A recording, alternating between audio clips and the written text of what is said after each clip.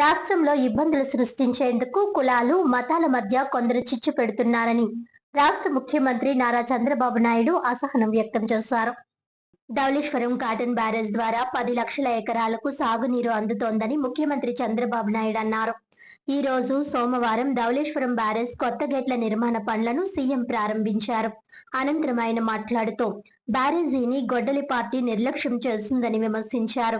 Cotton barrage గేట్లను మార్చలేదని, కొట్టుకుపోయినా పట్టించుకోలేదంటూ వైసీపీపై మండిపడ్డారు. గోదావరి పుష్కరాలకు ముందే బ్యారేజీ గేట్లను పునరుద్ధరణ చేస్తామని స్పష్టం చేశారు. పోలవరం ప్రాజెక్టులో 72% పనులను పూర్తి చేశామని, టీడీపీ అధికారంలో ఉంటే 2021 నాటికే పోలవరం పూర్తయ్యేదని సీఎం తెలిపారు. వచ్చే ఏడాది గోదావరి పుష్కరాలు రాబోతున్నాయని అన్నారు. పుష్కరాలకు ముందే పోలవరాన్ని జాతికి అంకితం చేస్తామని వెల్లడించారు. 2 ఏళ్లలో సాగునీటి కోసం 24,000 కోట్ల రూపాయలు ఖర్చు చేశామని, తుంగభద్ర గేట్లు కొట్టుకుపోతే మరమ్మతులు చేశామని చెప్పుకొచ్చారు. పుష్కరాలను అత్యంత వైభవంగా నిర్వహించే బాధ్యత ప్రభుత్వానిదని అన్నారు. రైతుల నుంచి కొనుగోలు చేసిన వరి ధాన్యానికి 24 గంటల్లో డబ్బులు జమ చేశామని అన్నారు. సంక్షేమ కార్యక్రమాలతో పాటు అభివృద్ధిని పరుగులు పెట్టిస్తున్నామని చెప్పారు. డిప్యూటీ సీఎం పవన్ కళ్యాణ్ భుజానికి శస్త్రచికిత్స జరిగిందని, ముంబై వెళ్లి ఆయనను పరామర్శించినట్లు తెలిపారు. ఆరోగ్యం కుదుటపడ్డాకే విధుల్లోకి రావాలని పవన్ కు చెప్పానని సీఎం చంద్రబాబు పేర్కొన్నారు.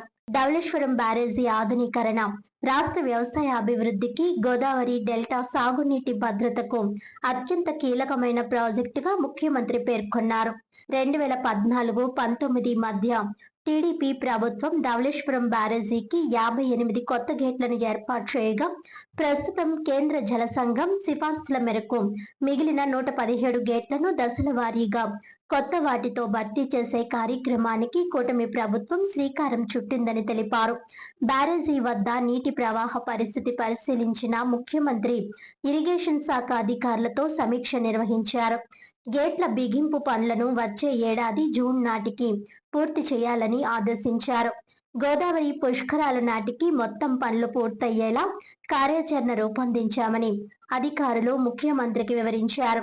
ప్రస్తుతం సముద్రంలోకి సుమారు 27,000 క్యూసెక్కుల నీరు ప్రవహిస్తుండగా, కాల్వల ద్వారా 14,700 క్యూసెక్కుల నీటిని సాగునీటి అవసరాల కోసం విడుదల చేస్తున్నట్లు అధికారులు తెలిపారు.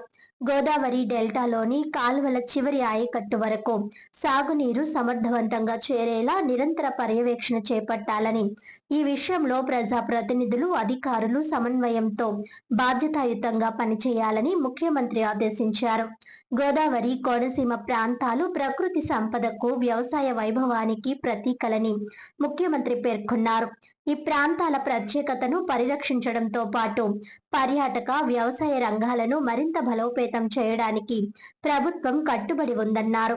రాయలసీమలో ఉద్యాన పంటల సాగు కూడా గణనీయంగా పెరుగుతోందని, రాష్ట్రంలోని అన్ని ప్రాంతాలు సమానంగా అభివృద్ధి చెందేలా ప్రభుత్వం చర్యలు తీసుకుంటోందని తెలిపారు. ముఖ్యమంత్రి పర్యటన సందర్భంగా ధవళేశ్వరం హెలీప్యాడ్ వద్ద రాష్ట్ర మంత్రులు నిమ్మల రామానాయుడు, కందుల దుర్గేష్, నారాయణ, సుభాష్, శాసన మండలి సభ్యుడు సోము వీర్రాజు, శాసనసభ్యులు Gorantla Butchaiah Chowdary, Adireddy Srinivas, Vasu, M Venkateswararao, Bandaru Satyanandarao, Maddipati Venkataraju, Nallimilli Ramakrishnareddy, Bathula Balaramakrishna, RUDA chairman Venkataramana Chowdary, TDP parliamentary party ప్రధాన కార్యదర్శి కాశీ నవీన్ కుమార్, ఏసీఐ ఆంధ్రప్రదేశ్ నైపుణ్యాభివృద్ధి సంస్థ చైర్మన్ బూరుగుపల్లి శేషారావు తదితర ప్రజా ప్రతినిధులు ముఖ్యమంత్రికి ఘన స్వాగతం పలికారు.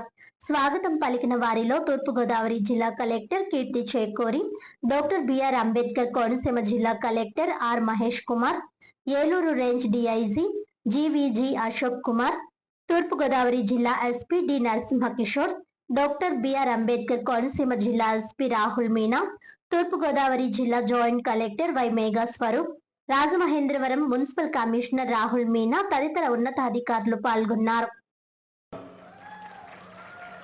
తొందరలోనే రాజమహేంద్రవరం పోలవరాన్ని కలుపుతూ అఖండ గోదావరి ప్రాజెక్టుకు నిజ స్వరూపం తీసుకొస్తాం. రేపు రాబోయే సంవత్సరమే మనకు గోదావరి పుష్కరాలు వస్తున్నాయి. ఇదొక చరిత్ర. గోదావరి పుష్కరాల కంటే ముందే పోలవరం పూర్తి చేసి జాతికి అంకితం చేస్తామని ఈ సభలో మీ అందరికీ విజ్ఞప్తి చేస్తున్నా. నేను అందుకనే 3 కార్యక్రమాలకి ఇక్కడికి వచ్చాను. ఒకటి, మీరు చూస్తే గోదావరి డెల్టాకు కీలకమైనటువంటి ధవళేశ్వరం బ్యారేజ్ గేట్లన్నీ ఆధునీకరణ చేయడం, 153 కోట్లు, 117 గేట్లు ఇవి పెట్టడమే కాకుండా పూర్తిగా మరమ్మతులు చేసి ఈ ప్రాజెక్ట్ని కాపాడే బాధ్యత తీసుకున్నాం. ఎప్పుడు ఎన్డీఏ ప్రభుత్వం వచ్చినా, తెలుగుదేశం ప్రభుత్వం వచ్చినా రైతులకు భద్రత, భరోసా ఇచ్చేదానికి ముందుంటాం. అది మీరందరూ ఆశీర్వదిస్తున్నారని చెప్పి కూడా నేను మీకు తెలియజేస్తున్నా. ఒక మంచి పని చేస్తే ప్రజలు ఎట్లా గుర్తుపెట్టుకుంటారో గోదావరి జిల్లాల్లో ఉండే మీరే దానికి ఒక ఆదర్శం. 19వ శతాబ్దం గోదావరిలో నీళ్లు వెళుతున్నాయి. పైన మాత్రం వర్షాలు పడకుండా కరువు, తినేదానికి తిండి లేకుండా బాధపడ్డారు. ఇప్పుడే రామానాయుడు గారు చాలా క్షుణ్ణంగా చెప్పారు. దాంతో మనస్సు చెల్లించినటువంటి కాటన్ 1847, 1852 మధ్య గోదావరిపై ధవళేశ్వరం కట్టారు. ధవళేశ్వరం కట్టి అక్కడి నుంచి మీరు చూస్తే 175 సంవత్సరాలైంది. కానీ నాగరికత ఎక్కడ నీళ్లుంటే అక్కడే ప్రారంభమవుతుంది. గోదావరి డెల్టా దేశానికి అన్నపూర్ణగా మారిందంటే అది కాటన్ చూపించిన చొరవని చెప్పి నేను మీకు తెలియజేస్తున్నా. మీ నిజాయితీ, నీతి మీద చూస్తే నేను ఎప్పుడు కూడా గోదావరి జిల్లాలను అభినందిస్తూనే ఉంటాను. మంచి చేస్తే మంచి అంటారు, మంచి చేయకపోతే దగ్గర కూడా చేర్చరు. మీ మనసే మంచి మనసు, మీ ఆలోచనలు కూడా స్వచ్ఛమైనటివి. అందుకే మీరు ఈ రోజు కూడా చూస్తే కాటన్ దొరది ఆయన బ్రిటిష్కి వెళ్ళిపోయినా, బ్రిటిష్ వాళ్ళు వెళ్ళిపోయినా శాశ్వతంగా మీ గుండెల్లో పెట్టుకొని ఊరూరు ఆయన విగ్రహాన్ని పెట్టి పూజిస్తున్నారంటే అది మీకుండే గౌరవభావం.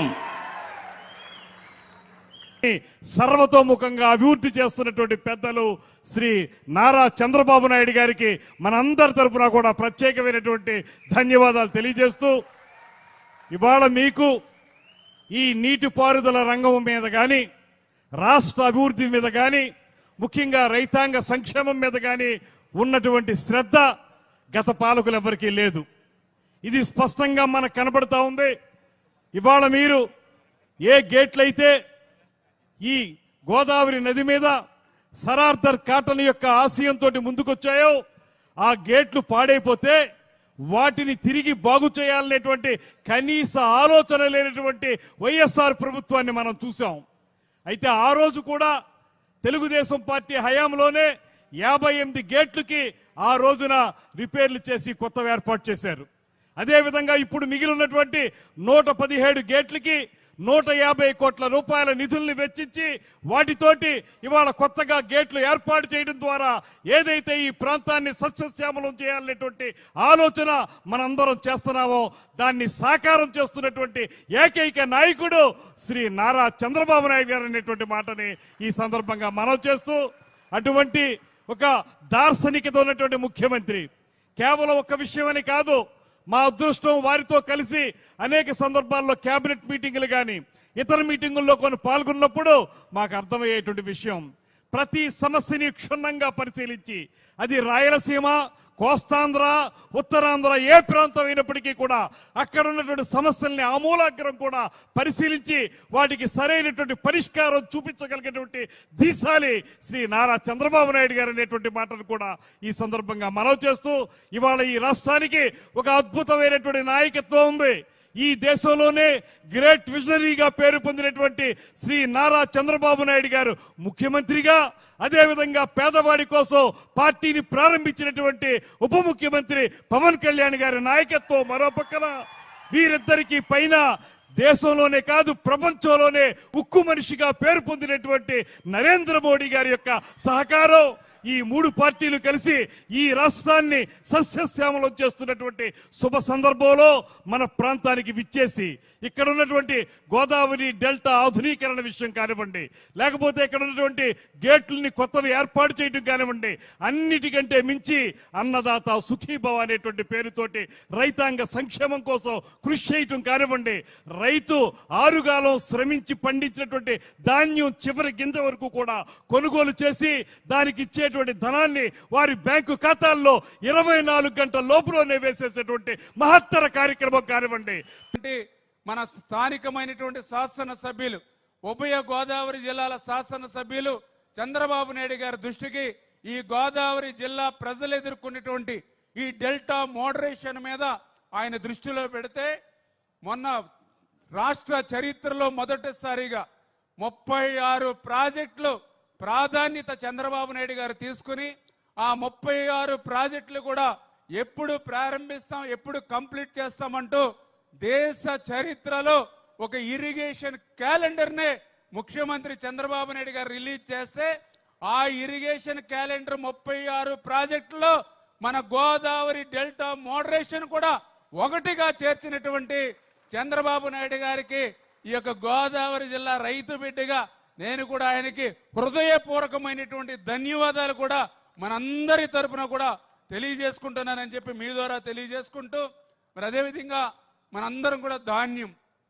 మనందరికీ తెలుసు, గత 5 సంవత్సరాల గొడ్డల పార్టీ పాలనలో 6 గాలం పగలనక రాత్రనక ఎండనక వాననక 6 గాలం కష్టపడి పంట పండిస్తే ఆ పండించినటువంటి పంట ధాన్యం అమ్ముకోవాలని అంటే మనందరం కూడా చూసేవాళ్ళం. రైస్ మిల్లుల దగ్గర 2 కిలోమీటర్లు 3 కిలోమీటర్లు బారులు తీరి ట్రాక్టర్లు లారీలు, కొంతమంది రైతులైతే ట్రాక్టర్లకి జాకీలు పెట్టేవారు.